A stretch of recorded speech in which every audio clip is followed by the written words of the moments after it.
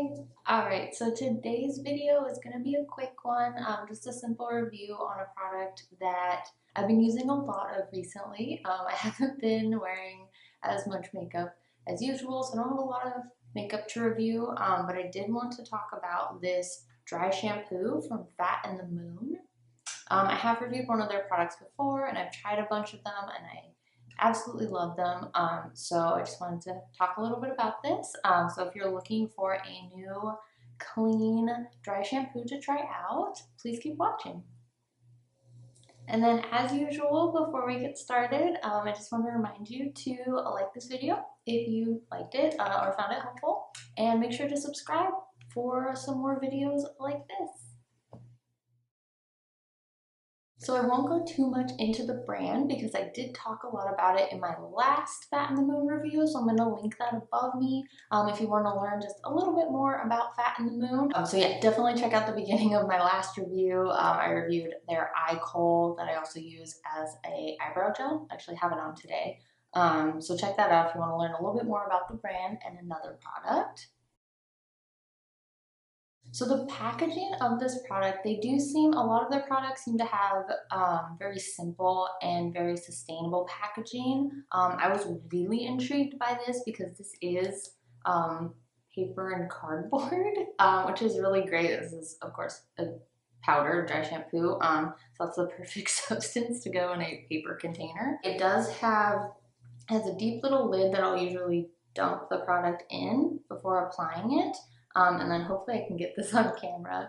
But it also has a little shaker here, I guess is what I would call it. I don't know the exact name for it.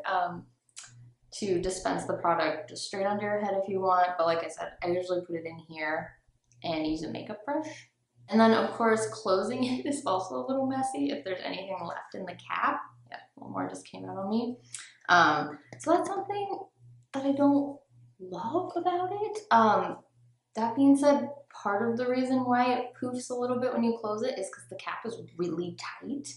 So I haven't traveled with it, but potentially it might be okay to travel with.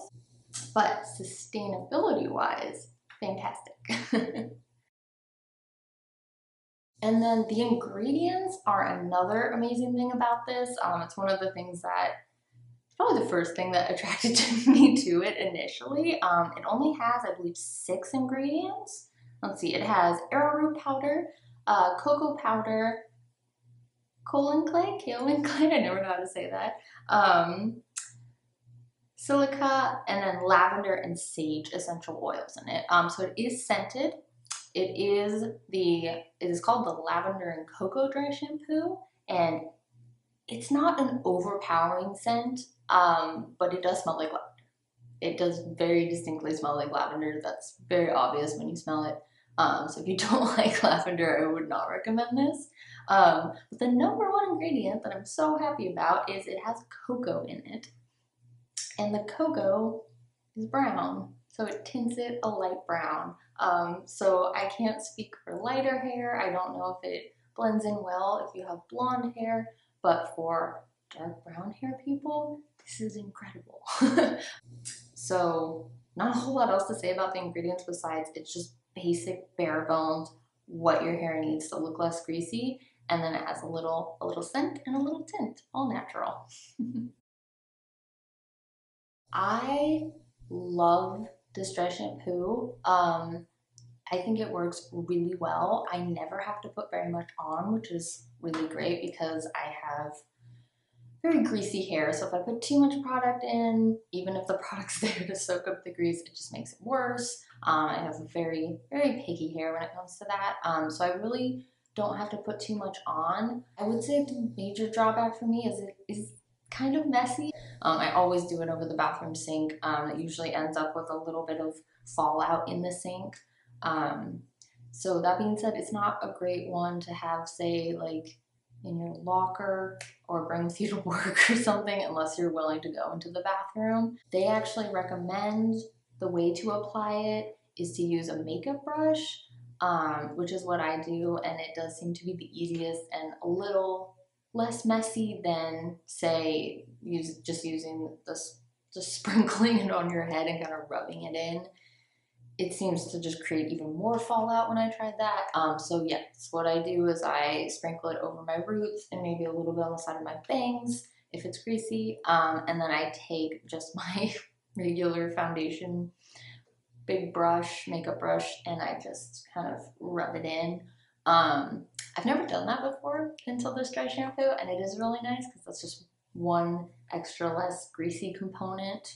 Um, Especially if you think you might have like makeup and stuff on your hands. All right, so to wrap it up, I love this dry shampoo. I personally think it's worth the mess. It works really, really well. You barely have to use any. It soaks up all the grease really, really fast. Um, for darker hair, it is tinted. You don't have to look like you have dandruff if you forget to rub in a specific spot. It smells fantastic. I love lavender. I love cocoa. It smells amazing. It's not, like I said, not overpowering, but it is scented. So if you are looking for a clean, dry shampoo, something with very minimal ingredients, I definitely recommend going to Fat in the Moon's website and checking it out. All right, guys, so that is it. Like I said, a pretty quick, pretty easy review. So if you like this, please give it a thumbs up and subscribe for more videos like this. And don't forget to follow me on Instagram. And otherwise, thank you so much for watching, and I will see you in the next video.